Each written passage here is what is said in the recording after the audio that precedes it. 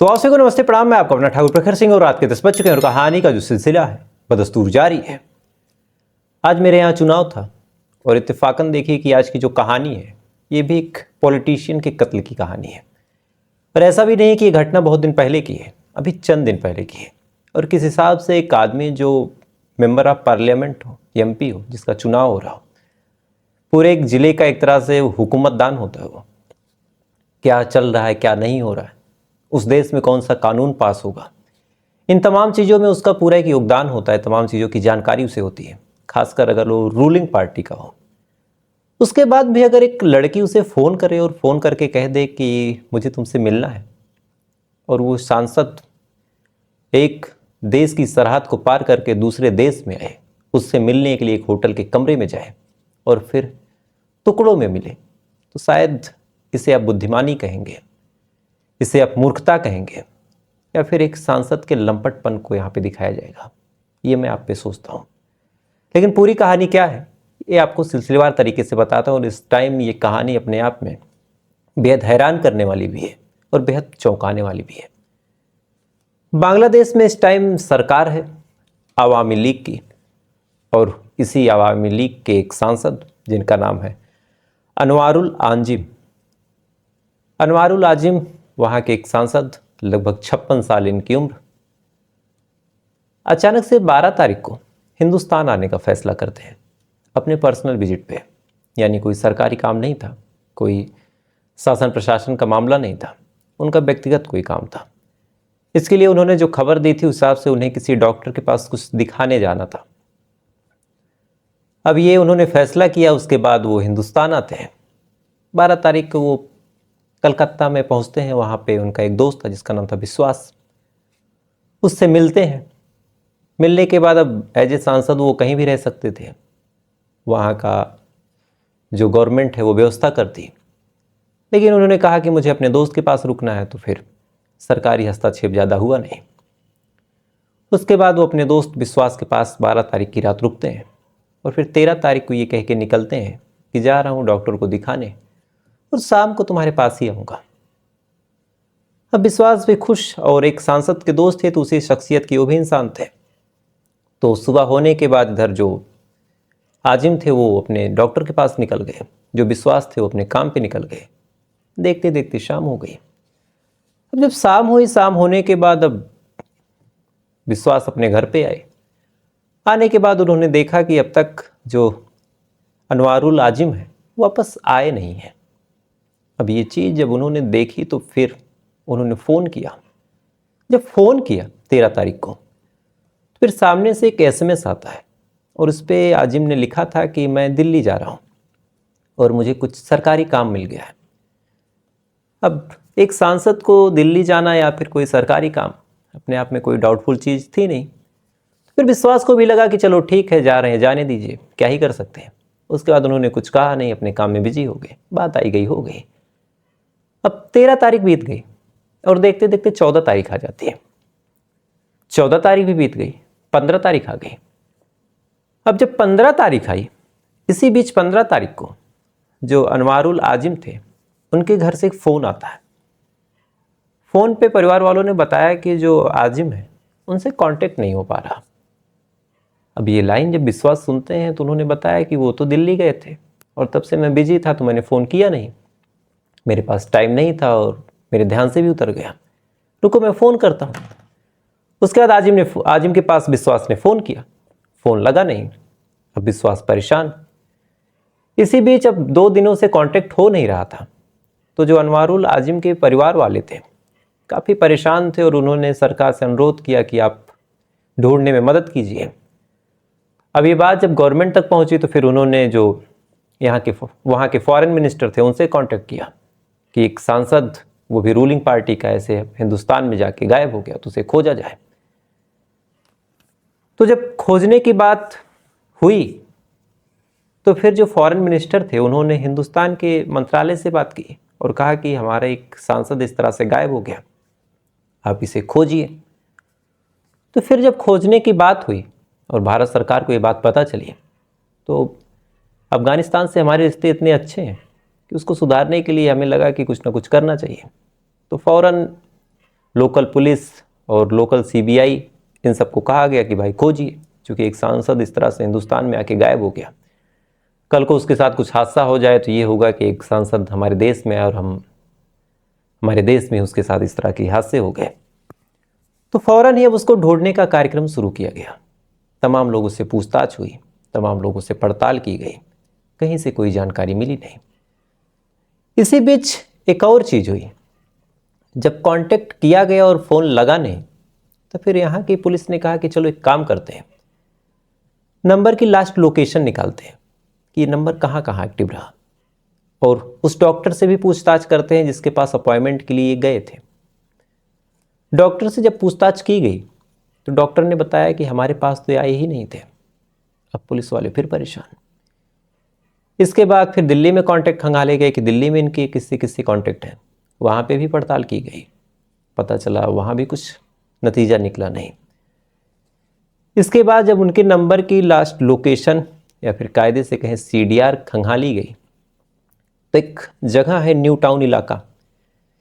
इसी new town इलाके में एक सोसाइटी है, संजीव गार्डन सोसाइटी, अपने आप में बेहद VIP इलाका, बेहद पॉश इलाका।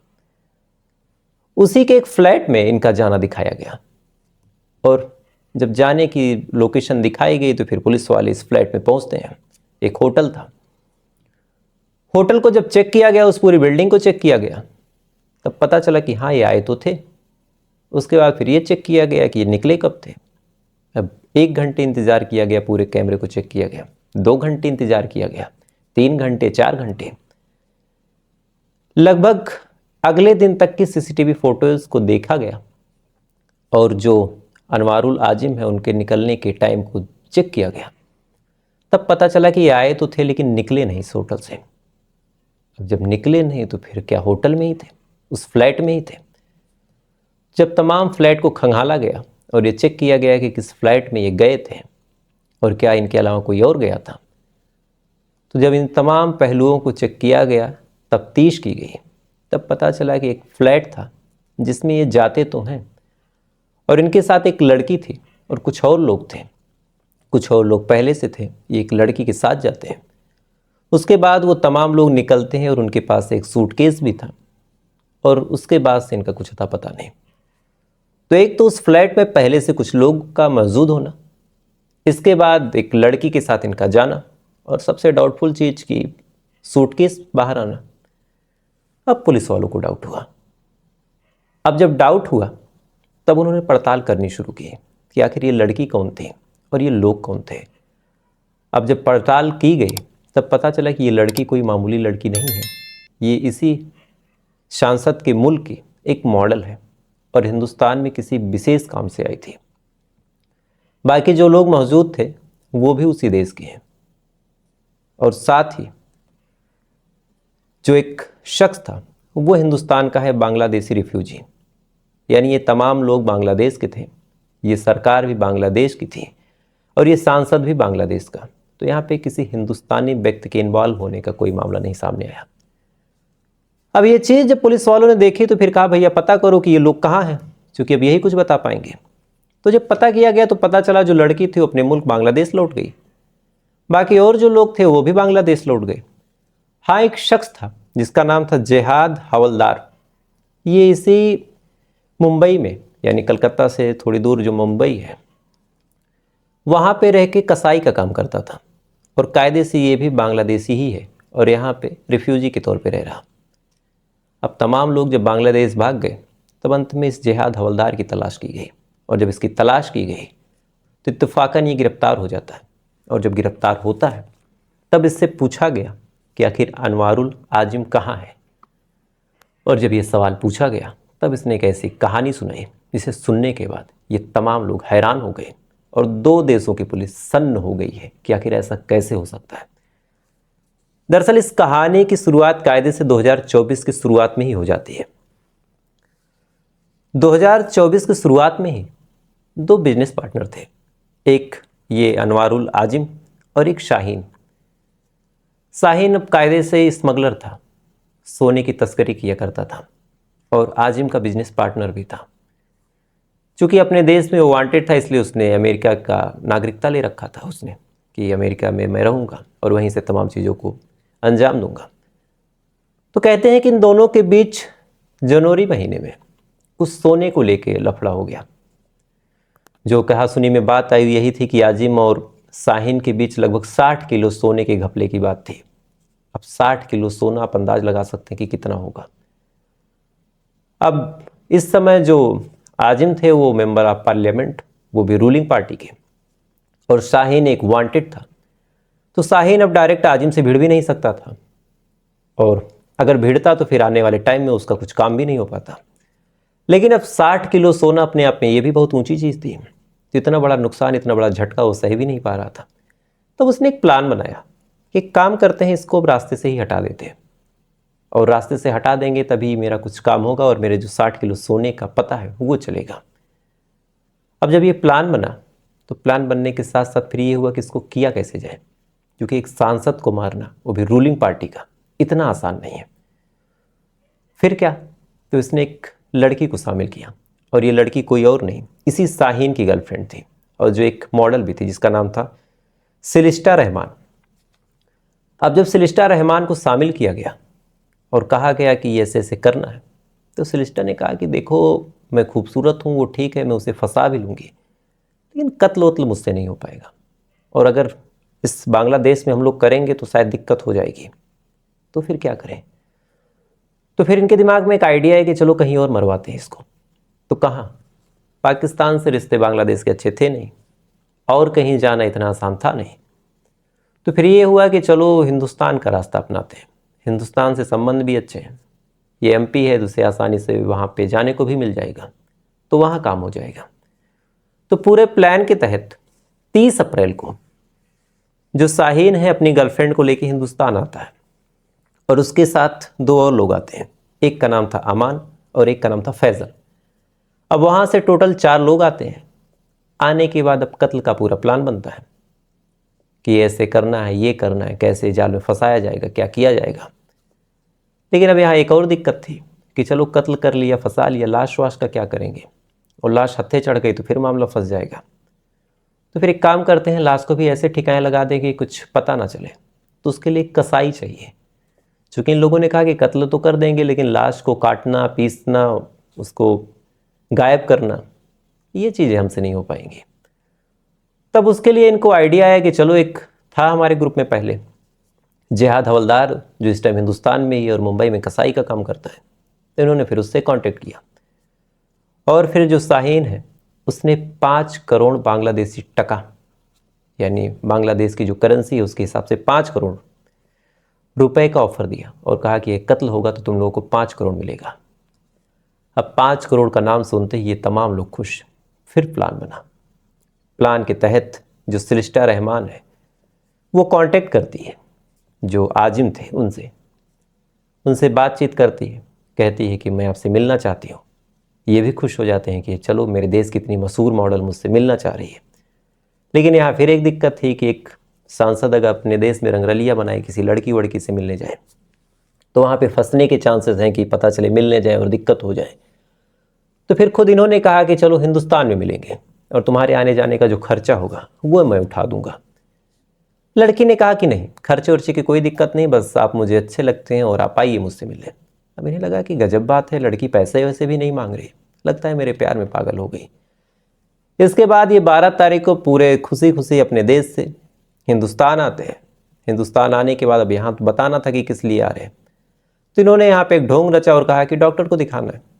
अब आजिम आ चुके थे, लड़की का चारा सफल था। उसके बाद 13 तारीख को लड़की मिलती है, यानी जो सिलिस्टा रहमान है।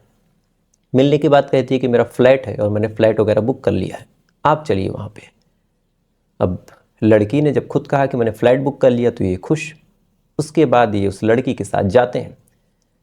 जैसे ही फ्लैट के अंदर दाखिल होते हैं तो अंदर पहले से ही जो अमान था, जो फैज़ल था और ये जहाद हवलदार, ये तमाम लोग मौजूद। अच्छा, यहाँ एक चीज़ और हुई। जब ये पूरा प्लान बन चुका था तो जो शाहीन था, जो मेन स्मगलर था, जिससे दुश्मनी थी, जिसने सुपारी दी थी, उसे पता था कि आने वाले टाइम में ये मामला फंसेगा। तो 10 मई को, यानी ये तमाम काम होने से 4 दिन पहले ही, ये हिंदुस्तान से पहले नेपाल निकलता है, नेपाल से फिर दुबई निकल जाता है और दुबई से फिर ये भाग जाता है अमेरिका, जहाँ का ये रेजिडेंस था। उसके बाद अब पूरा प्लान फिक्स। लड़की के साथ जो सांसद साहब थे वो कमरे में पहुंचे। कमरे में जैसे ही पहुंचे तो पहले से ही अमान, फैजल और जिहाद मौजूद। इन लोगों ने सांसद साहब के ऊपर हमला किया। अब ये 56 साल के नाजुक से इंसान, शायद ही कोई ठोस काम इन्होंने किया हो, चूँकि सांसद थे, आराम परस्त की ज़िंदगी थी। जैसे ही हमला किया कुछ देर तक ये छटपटाते हैं, उसके बाद ये तमाम लोग काबू पा लेते हैं। उसके बाद गला दबा के जो अनावरुल आजिम थे उनका कत्ल कर देते हैं। कत्ल करने के बाद अब इत्मीनान से बैठे। अब यहाँ एक दिक्कत की लाश का क्या करें। तब उसके लिए जिहाद हवलदार ने अपना हाथ ऊपर किया और कहा कि ये मुझ पे छोड़ दो। जिहाद हवलदार अपने साथ कुछ छुरी, कुछ चाकू, कुछ ब्लीच पाउडर और कुछ पॉलीथीन, 2 बैग लेके आया था। उसने अपना काम शुरू किया। सबसे पहले जैसे बकरे और जैसे तमाम जानवरों को काटने के बाद उनके चमड़ों को हटाया जाता है, सेम उसी तरीके से जो अनावरुल आजिम है उसके चमड़े को जिहाद हवलदार ने हटाना शुरू किया। जब चमड़ा हटा दिया, अब पूरी बॉडी बिना स्किन के, किसी के सामने भी पड़ जाए तो कोई क्या पहचाने। उसके बाद फिर छोटे छोटे टुकड़ों में काटना शुरू किया, जैसे किसी बकरे की पीसेस करते हैं, जैसे किसी मुर्गे के पीसेस करते हैं। काटने के बाद अब उसको पॉलीथीन में पैक करना शुरू किया और पॉलीथीन में पैक करने के दौरान उसमें ढेर सारा नमक और कुछ ऐसी चीज़ें डाली जिससे ये तमाम चीज़ें जल्दी गल जाएं। छोटे छोटे पॉलीथीन यानी 1-1 किलो 2-2 किलो, सेम वैसे जैसे श्रद्धा वाकर का बनाया गया था। करने के बाद सूटकेस में पैक करता है। पैक करने के बाद उन तमाम जगहों को जहाँ पे खून के धब्बे लगे थे, जहाँ पे खून के छींटे गिरे थे, उन पे नमक और ब्लीचिंग पाउडर से सफाई का अभियान शुरू करता है।